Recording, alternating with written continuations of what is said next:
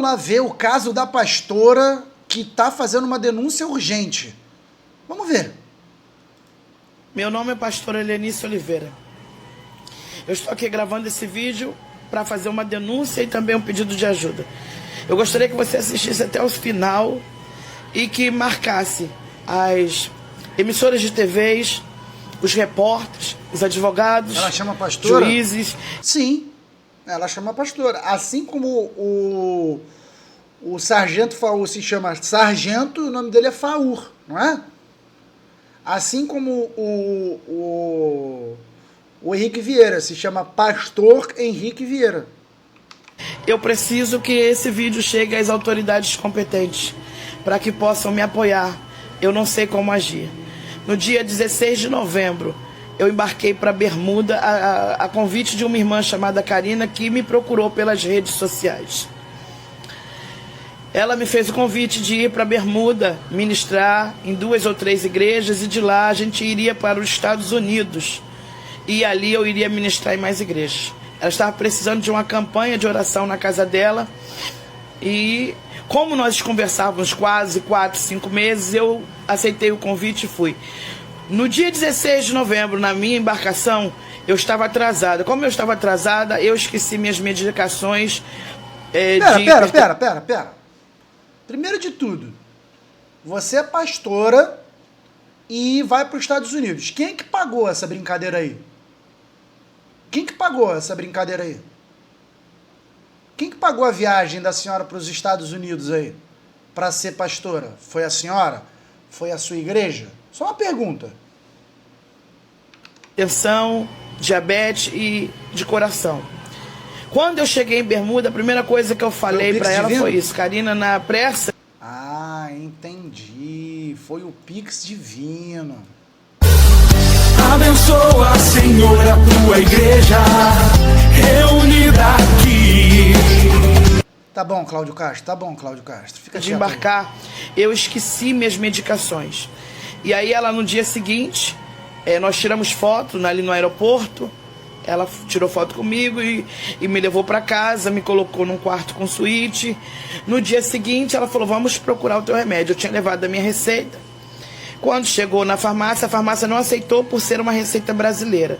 Então ela me levou na casa do advogado dela, que eles tinham problema de coração. Eu tinha medicação na minha bolsinha, de bagzinha, para mais ou menos 5 dias. Ela arrumou para mim 9 comprimidos de pressão alta. E aí ela me levou para casa dela, me levou no mercado, a gente fez as compras, que ela falou, você pode cozinhar? Eu falei, posso, sem problema, eu gosto de cozinhar. Ela falou, não, porque eu preciso de ajuda, né? Eu falei, tudo bem, eu posso te ajudar. E ela foi comigo, fomos no mercado, compramos tudo. Alerta. E eu, a pedido dela, comecei a fazer comida para ela. Sendo que o esposo dela não estava em casa. Eles tinham brigado, ele tinha saído de casa. No dia seguinte, a gente foi atrás dele e ela conseguiu convencer ele de voltar para casa. Ela me obrigou a chegar no escritório dela, do esposo dela, mesmo sem falar inglês, e sinalizar que o filho estava lá embaixo, porque ela queria que ele retornasse para casa. E assim eu fiz, porque no meu pensamento eu estava unindo uma família. E quando chegamos em casa, ela falou para mim fazer a comida e servir ele na bandeja. Ela falou... Segundo sinal. Vai para agradar ele. Eu fui e falei, tudo bem. Aí servi ele na bandeja. E eu percebi então que eu estava fazendo a comida e eles estavam todo mundo comendo. E eles não colocavam nunca o lugar na mesa para me sentar. Terceiro sinal. Eu comecei a desconfiar de que ela havia inventado alguma história para o marido. Eu era a única e ela que falávamos português naquela casa. O esposo não fala português. E aí eu falei com ela no dia seguinte, porque ela veio reclamar de eu acordar tarde. Eu falei, mas você sabe que eu acordo tarde porque eu fico de madrugada atendendo as pessoas. E aí ela falou, não, mas aqui você vai precisar acordar às 7 da manhã, porque o Geralt está reclamando, o Geralt era o marido.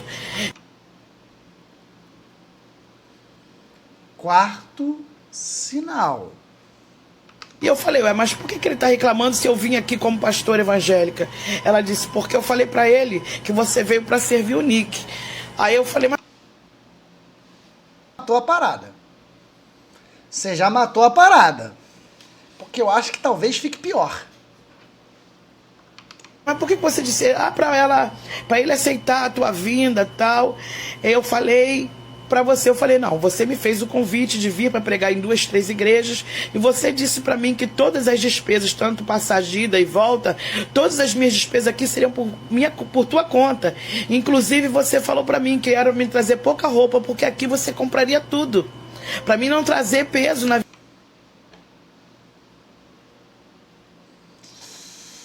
Caralho! A mulher deu volta na pastora, mano. Caralho, a mulher deu... Bicho, se é uma pessoa sem um pouquinho... Essa moça ainda é uma pastora, tá ligado? Essa moça ainda é uma pastora, mas se é uma pessoa com menos instrução, olha a merda! Olha a merda! Percebe? Viagem. Ela falou, eu sei que todas as despesas serão por minha conta. Eu falei, mas já marcou com as igrejas para me pregar? Porque eu vim para isso, eu vou fazer a campanha na tua casa e vou pregar. Ela falou, não, ainda não marquei, mas eu vou marcar. E aí eu falei para ela, Karina, eu vim para isso. Aí ela falou, pode cozinhar. Eu comecei a fazer a comida, sendo que eu não estava fazendo só almoço, eu estava fazendo almoço, janta, lavando todas as louças, e ela começou a pedir cada vez mais coisas. Vários pratos para fazer, várias sobremesas. Ela falava para mim levar água no quarto pro filho, ela falava para mim fazer mingau para ela, tudo servindo na mão.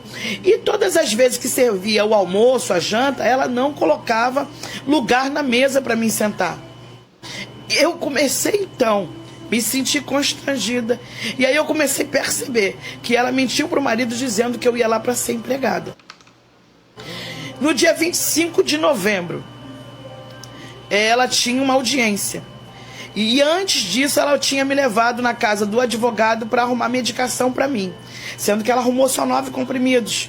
Como eu estava passando por toda aquela tensão, eu estava tomando vários comprimidos por dia para controlar minha pressão. Durou só uns 3 dias de medicação. Então eu cheguei para ela e falei, Karina, eu preciso que tu compre as minhas medicações. Um dia que ela estava num bar à noite, que ela tinha me levado, que ela não deixava eu ficar em casa sozinha. O marido já desligava o Wi-Fi à noite para me obrigar a trabalhar de manhã cedo. Caralho, viado. Isso é cárcere privado. Isso é cárcere privado. Dá pra brincar de sequestro e cárcere privado aqui sobre júdice, tá, senhora? Alô, juristas. Alô, juristas. Caralho, um cara desliga a comunicação à noite. O cara tá proibindo a pessoa se comunicar com outras fora do país dela. Isso é cárcere privado. E pra mim não ter acesso à noite pra conversar com ninguém. Quando ela me levou nesse bar, eu achei um ambiente propício, já que ela estava tão tranquila, de falar da medicação. Eu falei, Karina, só tem um remédio para 2 dias. Se você não comprar minha medicação, eu preciso que tu me mande então de retorno para o Brasil, porque eu não posso ficar aqui em Bermuda sem medicação. E aí ela falou para mim que iria arrumar no dia seguinte. O advogado que ela traduziu para ele o que eu estava falando, ela traduziu para mim, disse que ele me chamou de golpista, de que eu havia esquecido a minha medicação, de que eu falei para ela que tinha esquecido e que eu estava mentindo, de que eu deixei minha medicação de propósito no Brasil para ir só passear. Eu falei, eu não vim passear. Eu acho que está tendo um equívoco. Eu não vim passear, eu vim aqui porque você me convidou para me pegar em 2, 3 igrejas e fazer uma campanha na sua casa. Só que realmente, na correria, eu esqueci de trazer minhas medicações. E aí ela falou, então como você vai comigo para os Estados Unidos? Eu falei, eu vou se você arrumar para minha medicação. Se você arrumar a medicação, eu fico contigo aqui e vou contigo para os Estados Unidos. Aí ela falou, tá bom, amanhã a gente resolve. No dia 25 de novembro, era dia da audiência dela. E ela foi comigo, ela mandava eu me arrumar e sair com ela. Na rua eu ficava sem Wi-Fi. E aí ela foi... Depois da audiência, fomos todo mundo lanchar numa lanchonete. Ela chamou os filhos e ela fez questão de falar pra mim assim, olha, eu comprei lanche pra vocês 4 iguais. Eu falei, tudo bem. Aí ela falou, vamos registrar esse momento. Mandou eu tirar fotos de todo mundo. E eu percebi que no meio de tudo isso, ela tirou foto com todo mundo junto, menos eu. Eu fui a única pessoa que não postei em nenhuma foto. Por que será? Dia. E aí eu comecei a sentir que eu estava passando por preconceito racial. Eu comecei a sentir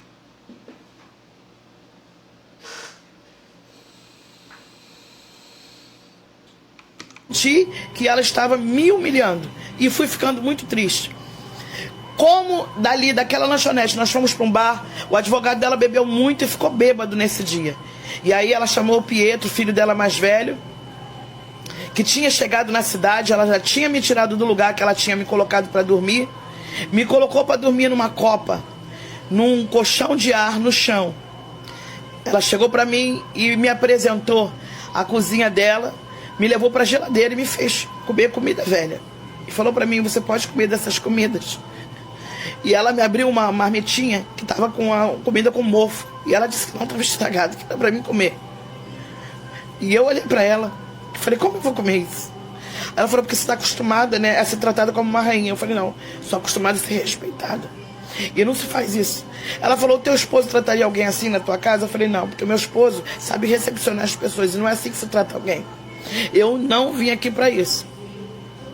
No dia 25, depois da lanchonete, nós fomos para esse bar. O advogado bebeu tanto que ficou bêbado.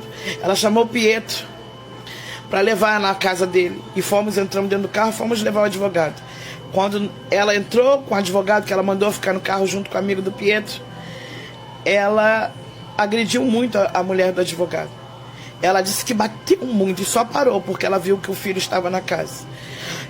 E ela disse que falou para ela, para a mulher, olha, se você chamar a polícia, amanhã tu não acorda viva, porque eu conheço pessoas nessa ilha que eu posso pagar para te matar. Eu fiquei muito desesperado quando ela relatou isso para mim no carro.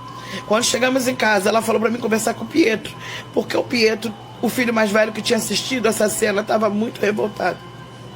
Eu botei para gravar o meu celular, gravar o áudio e chamei o Pedro para conversar porque ela pediu para mim. E aí o Pedro falou que ele contou a história, que ela batia, a mulher chorava e ela não parava. Ele chamou a mãe de louca, estava com muita raiva. E eu me senti muito ameaçado porque ela falou para mim, eu posso mandar matar, eu tenho dinheiro para isso. Caralho, eu achei que o clima não era tão pesado assim não, mano.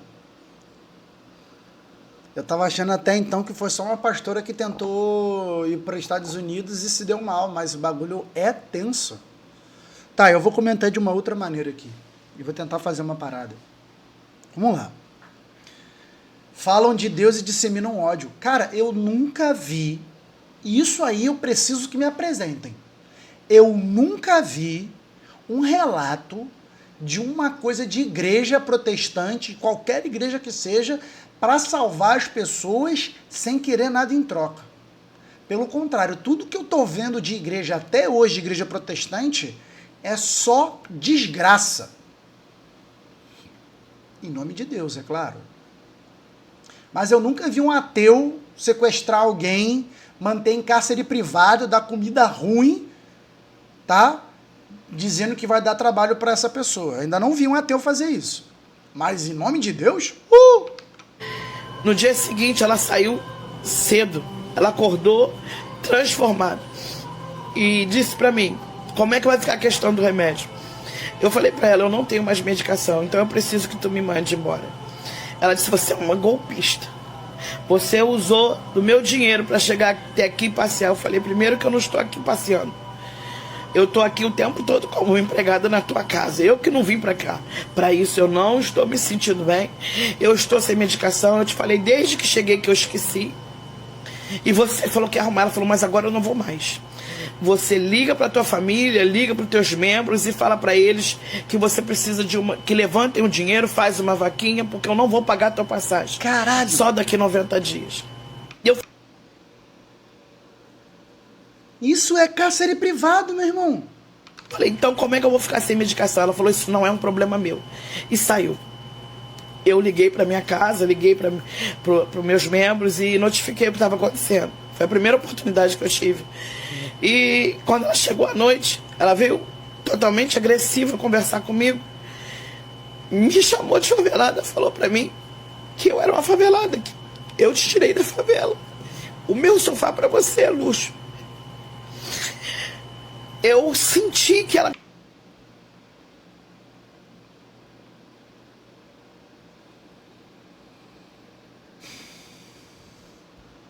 ia fazer alguma maldade comigo. E ela falou pra mim, dorme aqui hoje, que amanhã eu te levo embora daqui. Eu não vou pagar tua passagem, eu vou te deixar no aeroporto amanhã de manhã. Eu vi nela que ela ia cometer algo comigo. E eu falei, então me leva agora para o aeroporto. E ela me levou para o aeroporto e me deixou lá. Eu fui comprar um café. Eu tinha levado $220 para passar na imigração. Quando eu fui pagar o café, eu percebi que não tinha dinheiro nenhum na minha carteira, que eles tinham pegado. Ela me deixou naquele aeroporto sem dinheiro, sem falar inglês, sem nada. Eu entrei então na internet pelo Wi-Fi do aeroporto e comecei a pedir a socorro às pessoas que estavam ali. Uma mulher ali me ajudou muito. Chamaram a polícia. E essa mulher pagou para mim a hospedagem num hotel e eu dormi aquela noite. No dia seguinte a polícia me pegou naquele lugar e eu dei meu depoimento naquele lugar. E aí eles conseguiram organizar para que eu retornasse ao Brasil.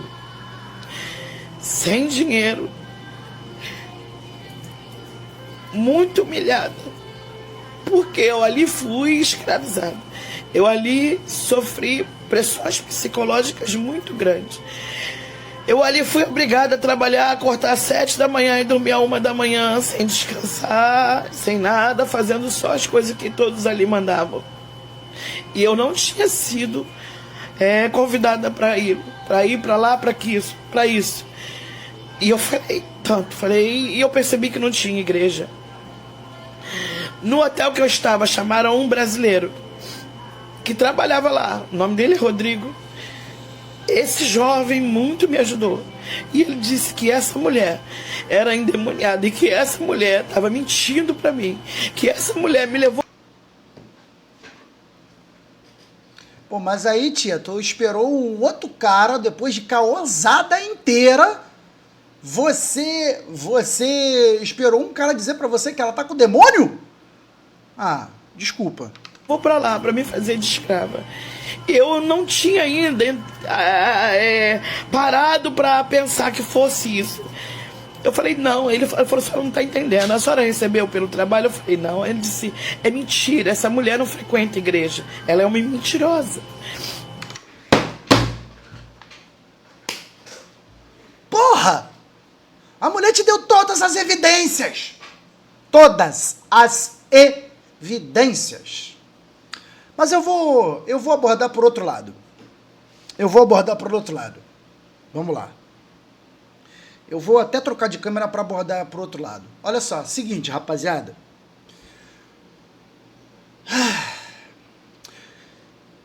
Tem uma parada que se chama romantismo.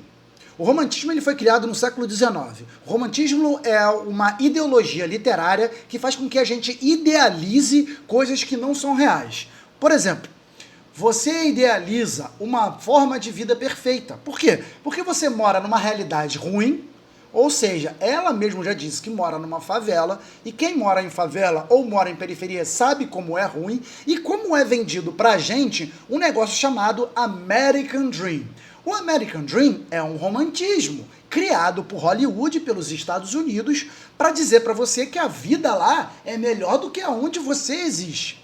Só que, se a vida onde você existe é ruim, passa na cabeça do indivíduo a seguinte coisa: eu tenho a necessidade de migrar, porque é normal, ok? Só que quando você migra para um lugar, as pessoas não gostam de você, as pessoas não falam o seu idioma, as pessoas não entendem a sua cultura. Portanto, estas pessoas vão fazer o quê? Excluir. E aí você fica dependente de outras pessoas que têm uma ligação com o idioma e com a cultura local. Essas pessoas têm um negócio chamado poder na mão, o poder do conhecimento. E esse poder do conhecimento controlam essas outras pessoas. Beleza? Até aí todo mundo entendeu. Até aqui todo mundo entendeu. Agora vem uma parte que é chata. É quando nós estamos nessa fase do romance, que é observar a coisa, idealizar as coisas e a realidade vem batendo. Porque é muito maneiro quando tu tá viajando para um lugar e tu fala, caralho, tudo é perfeito. Caralho, a cidade funciona, tudo funciona. Só que você esquece que você está viajando. Você não é morador daquele local. Você está curtindo aquilo. Portanto, é uma simulação de uma realidade que não é sua. É a mesma coisa que aconteceu com essa moça aqui. E aí, quando a realidade vem, e a realidade machuca, acontece isso. Agora, não desejo isso pra ninguém, porque isso daqui é cárcere privado e quiçá outras coisas. E aí me levaram para o setor de imigração e entraram em contato com o consulado e então conseguiram me trazer de volta para o Brasil. Mas eu estou aqui porque eu preciso denunciar essa mulher, porque eu descobri que essa mulher já cometeu vários crimes. Ela responde vários processos de agressões, então eu preciso que esse vídeo chegue às autoridades competentes, porque o que ela cometeu comigo foi um crime racial e outros que eu nem conheço. Então eu preciso que divulguem e que chegue às emissoras de TVs, eu preciso que chegue às autoridades competentes. Você não precisa que chegue à emissora de TV, não. Você precisa que chegue às embaixadas, você precisa que chegue à Polícia Civil, à Polícia Federal. É isso. Você não precisa da mídia e da televisão, não. Você precisa denunciar essa pessoa nos órgãos competentes Do Brasil, para que me ajudem a processar essa mulher. Eu tenho todo o nome dela, eu já fui assessorada lá em Bermuda, mas eu preciso aqui no Brasil denunciar essa mulher. Então você que está assistindo esse vídeo, compartilhe o máximo de pessoas possível, porque eu fui humilhada, eu sofri preconceito racial, eu fui obrigada a trabalhar para uma coisa que eu não tinha sido convidada para isso. Eu saí do Brasil para pregar o evangelho e para fazer uma campanha evangélica na casa dela, uma campanha espiritual, e não para ficar trabalhando lá na casa dela. Então eu preciso da sua ajuda agora. Caralho, que merda, né, brother? Não acredite em American Dream, nem Europa Dream, senhoras e senhores. Olha, tá aqui, ó.